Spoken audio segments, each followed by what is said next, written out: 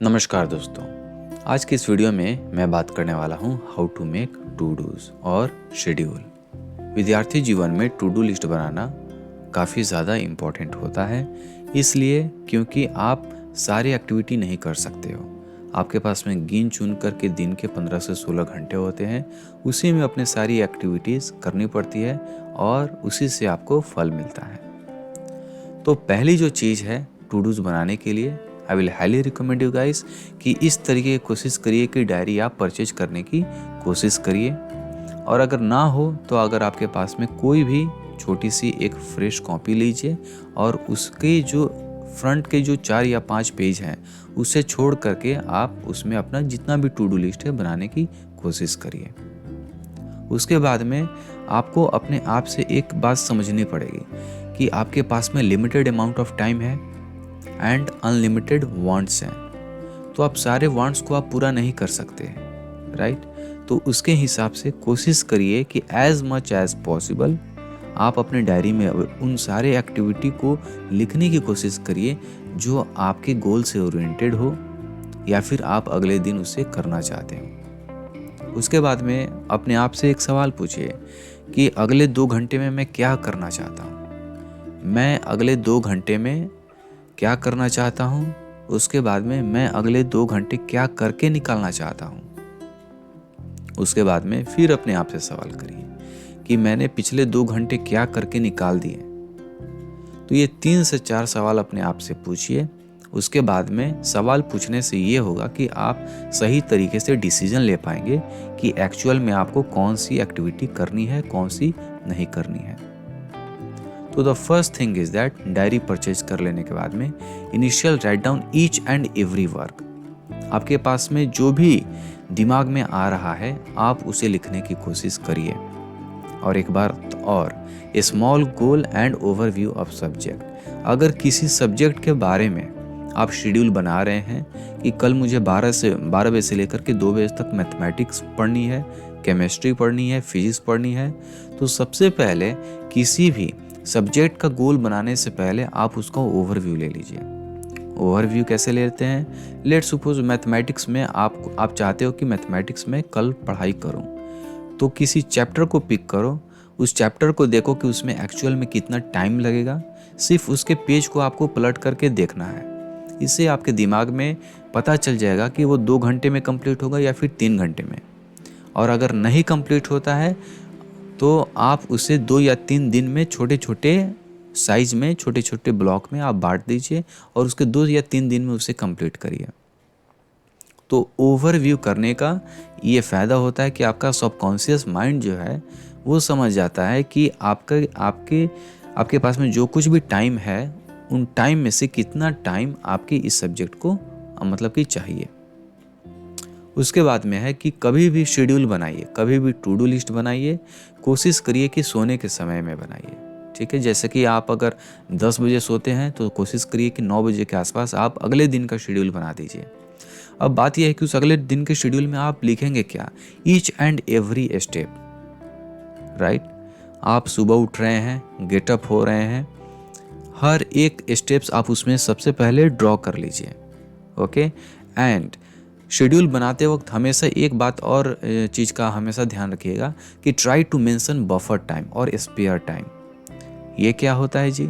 ये होता है कि अगर आप शेड्यूल बना रहे हैं तो आपका ब्रेन ये बोलता है कि मुझे ये एक्टिविटी करना है, ये एक्टिविटी करनी है, तो आपके पास में 10 या 15 एक्टिविटी हो जाती है जो आपका सबकॉन्शियस माइंड ये समझता है कि ये तो काफ़ी ज़्यादा हार्ड है, तो उसे करने में फिर वो दिक्कत होता है, ठीक है। वो ऐसा लगेगा कि ये हार्ड चीज़ है, मुझे नहीं करना चाहिए। तो उस चीज़ के लिए अपने शेड्यूल में कोशिश करिए कि स्पेयर टाइम का आप कुछ अमाउंट ऑफ टाइम 5 बजे से लेकर के 6 बजे तक या फिर 4 बजे से लेकर के 6 बजे तक कुछ ऐसा टाइम दीजिए जिसमें आप सॉन्ग, मूवीज़, प्ले या फिर कोई भी ऐसी जो चीज़ें होती हैं जो आपको छोटी सी प्लेजर देती है, या फिर बाहर वॉक करना हो गया, कुछ खाना हो गया, इस तरीके की अपना स्पेयर टाइम इंक्लूड करने की कोशिश करिए। हम एक्चुअल में गलती भी यहीं पर कर देते हैं। जब भी हम लोग अपना शेड्यूल बनाते हैं तो हम सारी चीज़ें तो लिखते हैं लेकिन स्पेयर टाइम हम नहीं लिखते हैं। उस स्पेयर टाइम के कारण ये होता है कि हम अपने पूरे शेड्यूल को फॉलो नहीं कर पाते। तो एक बार अगर आपने इस तरीके का शेड्यूल लिख लिया, उसके बाद में सोने के समय में आप ग्रेटिट्यूड करिए। ठीक है, ग्रेटिट्यूड का मतलब क्या होता है? सोने के समय में अगर आप बेड पर लेट गए हैं तो आंख बंद करिए, भगवान को याद करिए और बोलिए कि हे ईश्वर, जितना भी मेरे पास में सामर्थ्य था, सक्षम था, बुद्धि थी, उसके हिसाब से आज मैंने कर्म किया। मुझे और शक्ति दे ताकि मैं अगले दिन और अच्छा से कर्म करूं और अपना 100% पुट करूं। जब ये ग्रेटिट्यूड डालते हैं तो आपके पास में जो जब पूरे दिन समाप्त हो जाती है तो बहुत सारे स्टूडेंट का जो मन है वो रोता है कि हमने आज अच्छा नहीं करा। तो एक्चुअल में वो रोना सही नहीं होता है अकॉर्डिंग टू साइकोलॉजी, क्योंकि इससे आप एक्चुअल में धीरे धीरे लो फील करने चालू कर जाते हो। तो उस चीज़ को एनकाउंटर करने के लिए ग्रेटिट्यूड काफ़ी ज़्यादा इम्पॉर्टेंट होती है। तो सोने के समय में शेड्यूल बना लिया, ग्रेटिट्यूड कर लिया, कम करा ज़्यादा करा इससे कोई फ़र्क नहीं पड़ता है। आप ग्रेटिट्यूड करिए और ये साइंटिफिक वे भी होता है कि आप अपने पोटेंशियल को इंक्रीज़ करने का।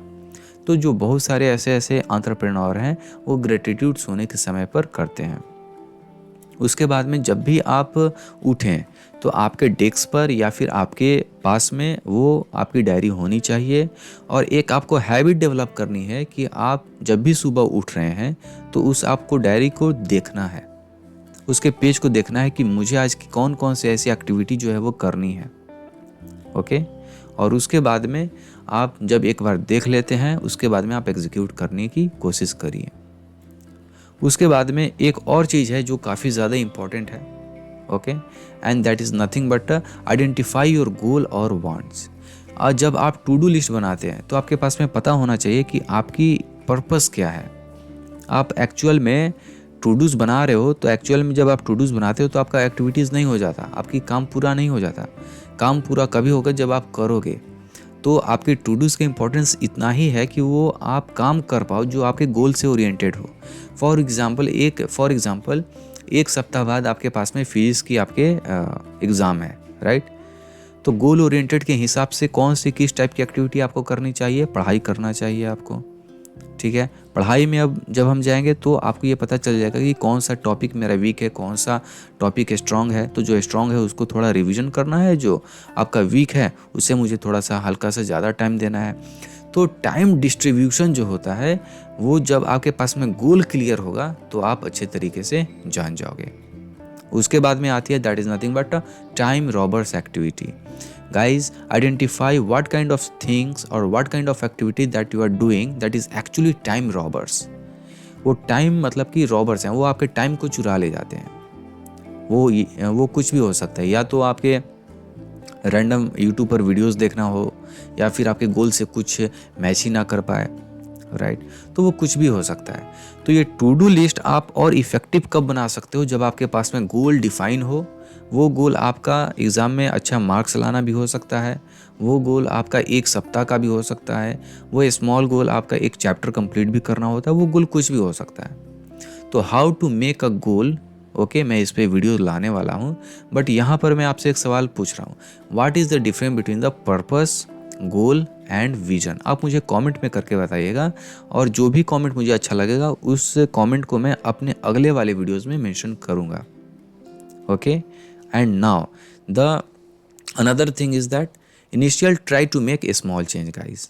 ओके, बहुत बड़ी आपको कुछ नहीं करना है, ठीक है? जब आप फॉलो करते हो इनिशियल वे में, जब आप राइट डाउन करते हो तो कई बार आपको ऐसा होगा कि आप लिख तो रहे हो लेकिन आप फॉलो नहीं कर पाओ। That is totally okay. Okay, बहुत बड़ी चेंज के बारे में नहीं, स्मॉल चेंज। ऑलवेज रिमेंबर, बड़ी चेंज के चक्कर में हम डेवलप नहीं कर पाते हैं, तो हमें स्मॉल चेंज करना है।